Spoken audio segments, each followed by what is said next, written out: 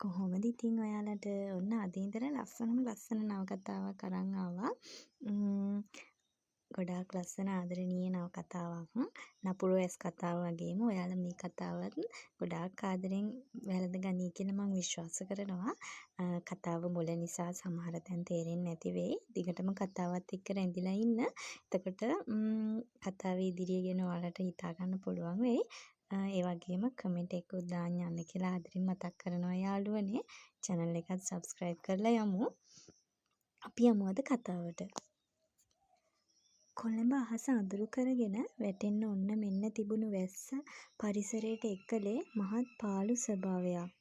සීතල සුරන් රැල්ලක් එක්ක එකතු වුණු වියලි කොළ බිම දිගේ ඇදී යද්දී ඒ පාළු සොහොන් බිමේ නිහඬතාවයේ බිඳගෙන කළු පැහැති සුකෝපභෝගී රථයක් නතර වුණා. තද කළු පැහැති කණ්ණාඩි යුවලක් දමාගෙන මුහුණේ තැවුණු තද කනගාටුව සඟවා ගන්න උත්සාහ කරපු තරුණියක් වාහනයෙන් එළියට ආවා. ඒ යශාරා සූරිය බණ්ඩාර. අවුරුදු ගණනාවකට පස්සේ මව්බිමට පය තියපු ඇගේ හදවත අඩියෙන් අඩිය ඉදිරියට තියද්දී පපුව ඇතුලෙන් පිච්චිලා යනවා වගේ දැනුණා. ඇය නතර වුණේ සුදු පැහැති කඩදාසි මල් වැලකින් සැරසිලා තිබුණු ගොඩ කාලෙකට කලින් හදපු සොහොන් කොත ළඟ. එහි කොටා තිබුණු නම දකිද්දී යශාරාගේ නෙතකින් උණුසුම් කඳුළු කැටයක් කම්මුල දිගේ පහළට වැටුණා. යශෝදරා දිසානායක. අම්මේ. යශාරා දන ගහගෙන ඒ සුදු පැහැති ගල් පුවරුව අත ගෑවේ වෙවුලන ඇඟිලි තුඩු වලින්. අම්මේ මං ආයෙත් ආවා. ඔයා දන්නවද අම්මේ? මට අදට අවුරුදු 24යි. ඔයා මාව දාලා ගිහින් ගොඩක් කල් අම්මේ. මෙහෙට ආව ගමන් මං ඉස්සෙල්ලම ආවේ ඔයාව බලන්න. අම්මා I miss you. ඇගේ හඬ අඳෝනාවක් වෙලා ඒ පාළු සොහොන් බිම පුරා පැතිරිලා ගියා. අවුරුදු ගණනාවක් රට ඉඳලා ඉගෙනගෙන ඉවර වෙලා ලංකාවට ආවත් අනික් අයට වගේ අම්මව බදාගෙන ඒ සතුට බෙදා ගන්න තරම් වාසනාවක් යශාරට තිබ්බේ නෑ. අද ඇයට ඉතිරි වෙලා තිබුණේ මහ පොළොව යට සැඟවුණු අම්මගේ මතකය විතරයි. විනාඩි ගණනාවක් තිස්සේ අම්මා එක්ක හිතෙන් දොඩමළු වුණු යශාරා කඳුළු ලේන්සුවෙන් පිහදාගෙන නැගිට්ටා. මං යනවා අම්මේ. ඒත් මං ආයෙම එනවා. අහිංසක විදිහට hina වෙලා ඉන්න යශෝදරාගේ ෆොටෝ එක අත ගෑව යශාරා සොහොන් බිමෙන් පිටත් වුණා. යශාරා කෙලින්ම ආවේ ඇගේ මහ ගෙදරට. එනම් පාර්ලිමේන්තු මන්ත්‍රී වාසල සූරිය බණ්ඩාරගේ නිල නිවසට. තමන්ගේ පැමිණීම තාත්තට කලින් නොකීවේ ඔහුව පුදුම කරන්න හිතාගෙන. ගෙදර ප්‍රධාන සාලෙට ඇතුළු වෙද්දිම යශාරට ඇහුනේ උඩ තට්ටුවේ කාමරයකින් ඇහෙන කෑ ගැහිල්ලක් විතරයි. තොපිට එක වැඩක් හරියට කරගන්න බැරිද යකෝ? පෝට් එකේදී ඒ කන්ටේනර් ටික අහුනේ කොහොමද? තොපි දන්නවද ඒක ඇතුලේ තිබ්බ බඩු වල වටිනාකමවත් ආ? ඒකෙන් මගේ මුළු ඉමේජ් එකම ඉවරයි. ඒ වාසල සූරිය බණ්ඩාරගේ හඬ. වෙනදා මාධ්‍ය ඉස්සරහා හරිම කරුණාවන්ත අහිංසක විදිහට කතා කරන ඇමතිවරයාගේ මුහුණේ තිබුණු ඒ ව්‍යාජත්වයේ පිටුපස සිටින නියම රාක්ෂයා එළියට ඇවිත් තිබුණා. සර් අපිට සමා වෙන්න සර්. කස්ටම් එකෙන් එකපාරටම රේඩ් කළා. ඇමතිගේ ගෝලයන් වෙවුලමින් උත්තර දුන්නා.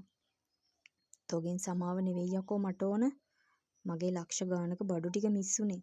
තොපි සේරම ටික මන් නැති කරලා දානවා දැනගනි. ඇමතිවරයා මේසෙට තදින් පහර දෙන හඬ පහළටත් ඇහුණා. යශාරා පුදුමයෙන් පඩිපෙළ ළඟ නතර වුණා. යශාරා කවදාවත් වාසලගේ මේ වගේ හැසිරීමක් දැකලා තිබ්බේ නෑ. ඇයට දහසක් ප්‍රශ්න හිතට ආවා. එකපාරටම පඩිපෙළ බැහැගෙන එන්න හදපු ඇමති වාසල පඩිපෙළ මුලේ හිටගෙන ඉන්න තමන්ගේ එකම දියණියව දැක්කා. එක් ක්ෂණයකින් ඇමතිවරයාගේ මුහුණේ තිබුණු තද රළු භයානක පෙනුම මායාවකින් වගේ අතුරුදහන් වුණා. ඒ වෙනුවට මතුවුණේ හරිම ආදරණීය කරුණාවන්ත පියෙකුගේ හිනාවක්. "අනේ මගේ බෝනික්කි." ඇමති වාසල ඉක්මනින් පඩිපෙළ බැහැලා ඇවිත් යශාරාව වැළඳ ගත්තා. "දුව කවද්ද ආවේ? මට කිව්වෙවත් නෑනේ. මගේ රත්තරන් දුව. ඔහු යශාරාගේ හිස අතගාමින් කීවේ ඉතාම ආදරණීය හඬකින්. නමුත් යශාරාගේ සිත තුළ තවමත් තිබුණේ තප්පර කීපයකට කලින් ඇහුණු ඒ හඬ. අප්පච්චි මං ආවේ අද. දැන් ටිකකට කලින් මට ඇහුනේ. ඒ දන්නේ නැද්ද දුව? මං කොයි තරම් හොඳට වැඩ කරත් වැඩක් නෑ. මගේ වටේ ඉන්න මිනිස්සු බලන්නෙම කොහෙන් හරි යටිමඩි ගහගන්න. ඒකයි මං කෑ ගැහුවේ. යශාරා වාසලගේ පපුවට තුරුල් වුණේ වසර ගණනාවකින් ලබන පිය සෙනෙහස නිසා. මවගේ සෙනෙහස අහිමි යශාරට දැන් ඉන්නේ අප්පච්චි විතරයි. මං එන ගමන් අම්මගේ සොහනට ගියා අප්පච්චි. එතන ටිකක් කැලේ වෙලානේ. සුද්ද කළවත් නෑ. මං හැමදාම මිනිස්ට්‍රි එකට යන්නේ අම්මව බලලා දුව. එයාව මට කවදාවත් අමතක වෙන්නේ නෑ. යශෝ අද හිටියනම් අපේ බෝනික්කි දැන් ලොකු ළමයෙක් කියලා මට කියන්න තිබ්බා. ඇමති වාසල යශාරාගේ ඔළුව අතගාමින් ලොකු සුසුමක් පිට කරා. යශාරාගේ ඇස් දෙකට ඉනුව කඳුලක් හංගගත්තේ වාසලගේ හිත රිදෙයි කියලා. මගේ බෝනික්කි ආවා විතරයිනේ. රූම් එකට යන්න. රෙස්ට් කරන්න. මං කුමාරට කියලා කෑම ගෙන්න ගන්නම්. වාසල යශාරාගේ ඔළුව අතගගා එහෙම කියලා යශාරාව කාමරයට යැවුවා. තිලක් අර කුමාරට කියලා කෑම ටික ගෙන්න ගනින්. මතක තියාගනින් බේබී ඉන්න තැනක බේබිට ඇහෙන්න මේ කිසි දෙයක් කතා වෙන්න බෑ. තේරුණාද? ඔව් සර්. ඒ විදිහට කරන්නම්. උඹ විතරක් එහෙම කරලා මදි.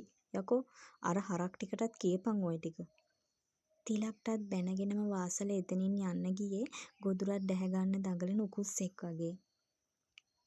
හෙලෝ. මැඩම් ලංකාදීපෙට පය තිබ්බනේ. අලුත් යාළුවෝ ඇති. ඒකනේ මට කෝල් එකක්වත් නොදුන්නේ. අනේ රිතු කොහොමද දැනගත්තේ කියපන්කෝ. දැනගත්තේ කොහොමද? අහන හැටි. යකෝ FB දාලා තිබ්බ ෆොටෝ එක නිසායි මං දැක්කෙත්. හරි කොහොම හරි දැනගත්තනේ. මං කොහොමත් ගන්න හිටියේ උඹට. අනේ නංගි මේ උඹේ ලුණු ගොරකම් මදි මාව තම්බන්න නම්. රිතු එහෙම කිව්වේ බොරු තරහක් මවාගෙන. මේ වැඩක් නැත්තම් මේ පැත්තේ වරින්කෝ. යශාරා ආයාචනාත්මකව වගේ එහෙම කිව්වේ රිතුව යාළු කරගන්න ඕන නිසා වගේම අවුරුදු ගානකින් එකම යාළුවව දකින්න ආසාවෙන්. එන්නම්. හැබැයි ඉතින් අද බෑ. මං වැඩ හෙට එන්නම්. රිතු එහෙම කියලා යශාරගෙන් සමුගද්දී යශාරා ෆෝන් එකත් පැත්තකට දාලා ඇඳට වැටුනේ නිවි සැනසෙල්ල ටිකක් ඉන්න. අවුරුදු 5කට වැඩිය රට හිටිය යශාරා ඉගෙනීම් වැඩි ඉවර කරලයි ලංකාවට ආවේ. ජීවිතේ මොනතරම් දේවල් තිබුණත් අම්ම නැති අඩුව පුරවන්න තරම් කෙනෙක් යශාරට හිටියේ නැති වුණත් යශෝදරා වගේම යශාරට ආදරය කරන්න ආච්චි හිටියා. ඇඳට වෙලා කල්පනා ලෝකෙ හිටිය යශාරා එක පාරටම ඇඳේ ඉඳගෙන ෆෝන් එක අතට ගත්තේ කෙනෙක්ව මතක් වෙලා. හෙලෝ. ඔව් ඉන්නවද එයා? ඉන්නවා. දැන් නම් නිදි. මං ගත්තා කියලා කියන්න එපා. පුළුවන් ඉක්මනට එන්නම් මං. යශාරා තනියම hina වෙමින් නැගිට්ටේ හරියට නිකන් යශාරා එයාගේ සතුට හොයන් දුර ගමනක් යනවා වගේ. යශාරා ටී-ෂර්ට් එකයි ඩෙනිමකුයි දාගෙන ඉනතෙක් දිග කොණ්ඩෙත් කඩාගෙන පහලට ආවේ මිටින් හල කුරුල්ලෙකු වගේ. අයියෝ බේබි ඩෝන්ට් වොරි. අපිට අපාර්ට්මන්ට් එක තියෙනවනේ. කෝ දැන් බොරුවට නහයෙන් අඩන්න නැතුව ඉන්න. මං එනකම් ලේස්ති වෙලා ඉන්න. අපි අදම යමු. තාත්තේ කවුද කතා කළේ? මේ සර් මං ගන්නම්. මේ දවස් ටිකේ මං පොඩ්ඩක් රෙස්ට් කරන්න හිතන් හිටියේ. මේ මගේ බෝනික්කි ආවනේ. ඕකේ සර්. ජය වේවා. බෝනික්කි ඔෆිෂියල් කෝල් එකක් ආවේ. මං මේ දවස් ටිකේම බිසි දුව ඉස්සරහට කැම්පේන් පටන් ගන්නවනේ. ඒකයි. වාසල කපටිකමෙන් යශාරාව ළඟට ගන්න ගමන් එහෙම කිව්වේ යශාරට සැක නොහිතෙන්න. ගෙදර ආවා විතරයි. කොහෙද යන්න හදන්නේ? අනික දූ තනියම කොහෙවත් යන්න බෑ. ඔයා එහෙම හිටියට මේ ලංකාව දූ. ඔයා මිනිස්ටර් කෙනෙක්ගේ දුවෙක්. අයියෝ තාත්තේ මට හැමදේම තනියම කරන්න පුළුවන්. මං යනවා සුදු අම්මා බලන්න. මාව ගිහින් දාන්න පුළුවන්ද?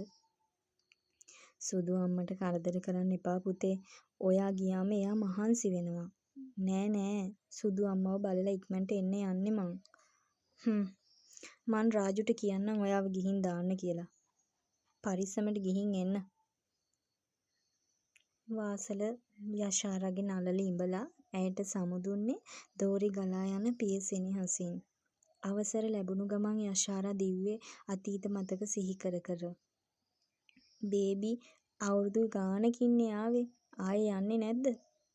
නෑ අංකල් ආයේ යන්න හේතුවක් නෑ. කොහොමත් මං ගියේ තාත්තා බල කරපු නිසානේ.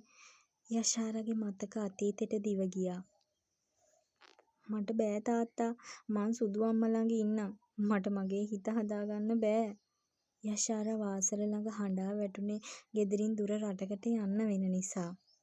බෑ කියලා බෑදු. ඔයා මේ දේ කරන්නම ඕන. අම්මගේ හීනේ වෙනුවෙන් ඔයා මේ දේ කරන්නම ඕන දුව. ඔයා යන්නම ඕන. වාසල තර්ජනාත්මකව කෑ ගහලා යන්න ගියා. යශාරා ඇඳට වැටුනේ අඬ අඬමයි. එතකොට යශාරා දැක්කේ යශාරා දිහා hina වෙවි බලන් ඉන්න යශෝදරාගේ ෆොටෝ එක. යශාරාගේ ඇඬුම තවත් වැඩි වුණා. මගේ අම්මා හැයි මාව මෙහෙම දාලා ගියේ. මං පව් නැද්ද? ඔයා අද හිටියනම් මාව මෙහෙම යවන්නේ නේද මගේ අම්මා? අනේ ඔයාට මොකද උනේ අම්මා? මං කොහොමද ඔයා නැතුව ඉන්නේ? යශාරා ෆොටෝ එකත් බදාගෙන අඬන්න උනේ හිතේ ලොකු වේදනාවකින්. යාළුවනේ කතාවේ ඉතිරි කොටසත් ඉක්මනින්ම දෙන්නම්. ඔයාලගේ අදහසක් කමෙන්ට් කරන් යන්න පහලින්. සුබ දවසක්.